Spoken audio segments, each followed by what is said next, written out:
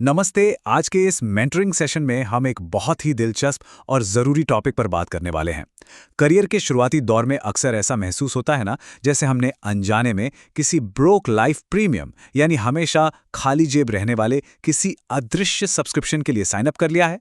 कड़ी मेहनत करने और समझदारी से पैसे खर्च करने के बाद भी वो पहला बड़ा 6 आंकड़ों वाला सेविंग का लक्ष्य एक सपने जैसा लगता है। लेकिन आज के इस सेशन में हम उस लक्ष्य को बहुत ही तेजी से हासिल करने के तरीके को डिकोड करने वाले हैं।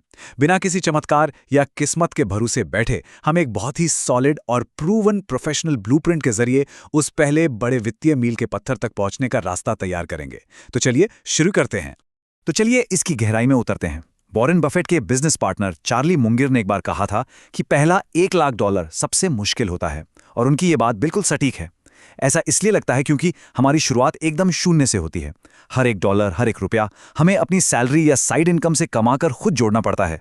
ये एकदम ईंट दर ईंट घर बनाने जैसा है, जहां सारी भारी मेहनत आप ही को करनी पड़ती है। लेकिन जैसे ही आप इस मील के पत्थर तक पहुंचते हैं, एक गजब का बदलाव आता है। मैथमेटिकल मोमेंटम यानी गणित का जादू अपना काम शुरू कर देता है, और जो पैसा पहले आप कमा रहे थे, अब वो पैसा खुद आपके लिए मेहनत करने लगता है। हमारे आज के इस ब्लूप्रिंट में 5 अहम चरण हैं जिन्हें मास्टर करना जरूरी है।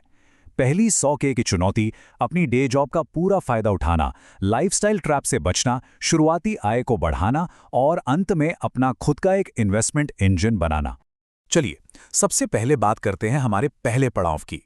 पहली $100K की चुनौती, और सबसे जरूरी उन लीक्स यानी छेदों को बंद करना जहां से पैसा बह रहा है। और ये बात बहुत ही शानदार तरीके से ये समझाती है कि सिर्फ इरादे पक्के होने से कुछ नहीं होता। अगर हमारे फाइनेंशियल सिस्टम में ही खराबी हो, सोचिए आपके पास एक बाल्टी है जिसके तल में कई सारे छेद हैं।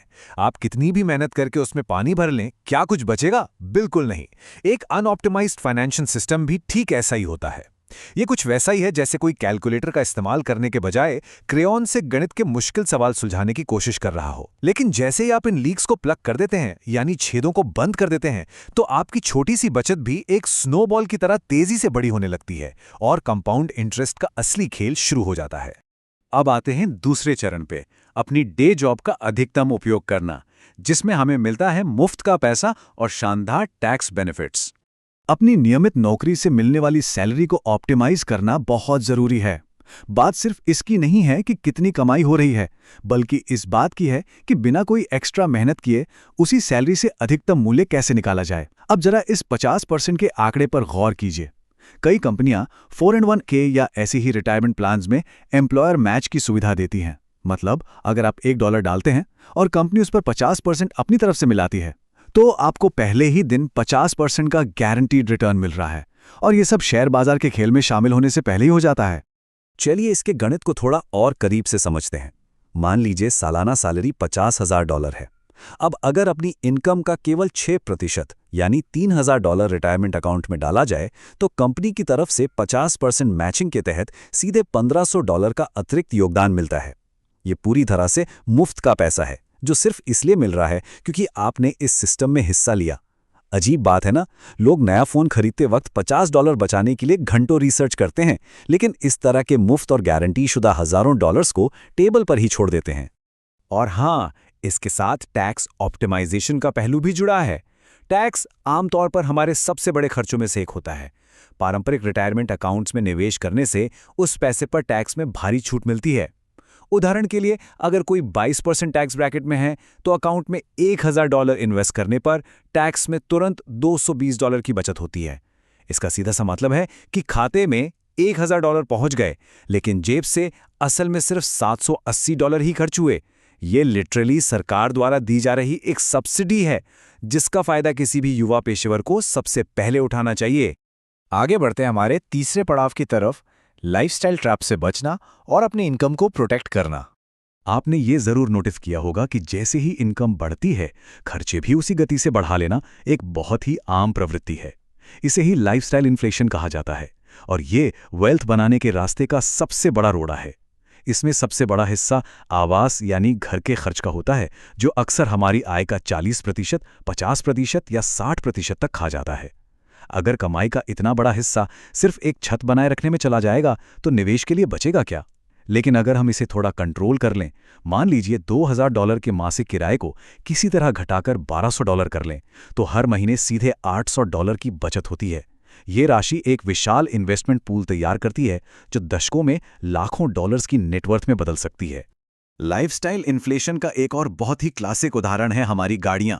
मान लीजिए प्रमोशन हुआ और सैलरी $40,000 से बढ़कर $50,000 हो गई। अब मन करेगा कि तुरंत जाके एक चमचमाती BMW खरीद ली जाए, जो शायद कुछ हफ्तों की खुशी देगी लेकिन आपकी संपत्ति को पूरी तरह खत्म कर देगी। इसके विपरीत अपनी उसी पुरानी होंडा सिविक को ही चलाते रहने का फैसला लेना और इस एक्स्ट्रा इनकम को चुपचाप अपने इन्वेस्टमेंट्स में डाल देना एक मजबूत और लंबी नेटवर्थ का निर्माण करता है। असली संतुष्टि महंगी चीजें दिखाने में नहीं, बल्कि अपनी नेटवर्थ को चुपचाप बढ़ते हुए देखने में होनी चाहिए। चलिए अब बात करते हैं चौथे चरण की, शुरुआती करियर आय को बढ़ाना और नए फंड्स को खास तौर पर निर्धारित करना।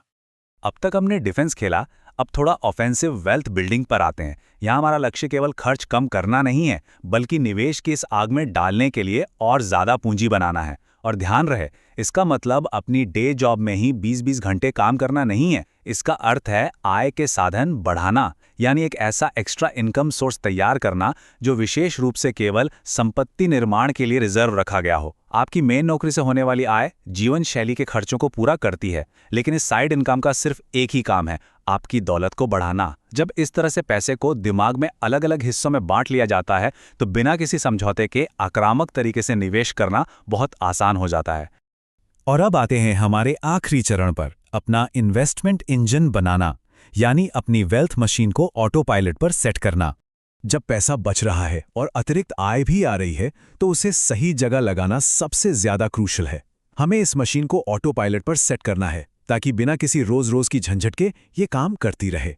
इसके कुछ बहुत ही सॉलिड रूल्स हैं। पहला, अलग-अलग स्टॉक्स पिक करने के जुए से बचें और S&P 500 जैसे ब्रॉड मार्केट इंडेक्स फंड्स को अपना टारगेट बनाएं। दूसरी और सबसे अहम बात, कभी भी मार्केट को टाइम करने की कोशिश मत कीजिए। आंकड़े बहुत साफ बताते हैं कि अगर 30 साल के टाइम फ्रेम में आप मार्केट के सिर्फ 10 सबसे बेहतरीन दिनों से चूक गए, तो आपका ओवरऑल रिटर्न सीधा आधा हो जाता है। बस लगातार निवेश करते रहना ही यहां सफल होने की कुंजी है। अब इस स्लाइड के बारे में जो बात सच में सबसे दिलचस्प है, वो है डिविडेंड्स यानी लाभांश का जादू।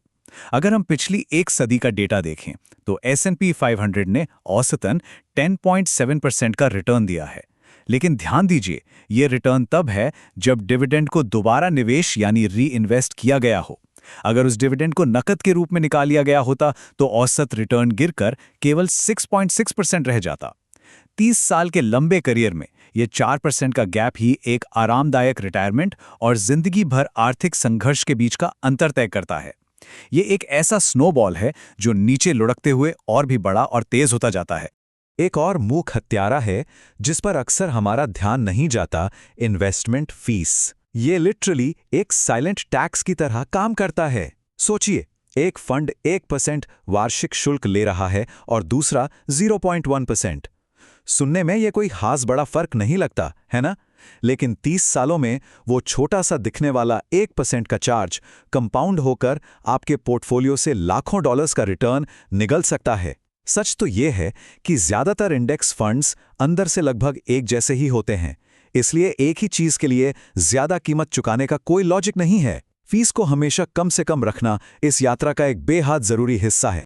तो यहाँ सबसे अहम पॉइंट ये है कि कंपाउंडिंग का जादू सबसे अच्छा तब काम करता है जब ये सारी रणनीतियां एक साथ मिलकर एक दूसरे को एम्प्लीफाई करती हैं। जब मुफ्त पैसे का लाभ उठाया जाता है, टैक्स बचाया जाता है, लाइफस्टाइल इन्फ्लेशन को रोका जाता है, एक्स्ट्रा इनकम को सही जगह लगाया जाता है और कम फीस वाले इंडेक्स फंड्स में डिविडेंड को लगातार रीइन्वेस्ट किया जाता है, तो ये सब मिलकर एक कमाल का सिस्टम तैयार करते हैं। यही वो एकजुट ब्लूप्रिंट है जो पहले $1 लाख तक पहुंचने के रास्ते को न सिर्फ संभव बल्कि पूरी तरह से स्वचालित और अपरिहार्य बना देता है। हर $1 जिसे आज आप बचाते हैं और समझदारी से निवेश करते हैं, वो असल में भविष्य के आपके लिए एक बहुत बड़ा अमूल्य उपहार है। ये ब्लूप्रिंट केवल कोई थ्योरी नहीं है, ये एक नई और मजबूत कहानी लिखने का टूल है। तो आखिर में सोचने वाली बात यह है कि आज लिए गए आपके ये आर्थिक फैसले आने वाले कल के व्यक्ति को यानी भविष्य के आपको कैसा वित्तीय उपहार देने वाले हैं। इस सफर को समझदारी से आगे बढ़ाने का समय बिल्कुल आ गया है। इस सेशन से जुड़ने के लिए बहुत बहुत धन्यवाद।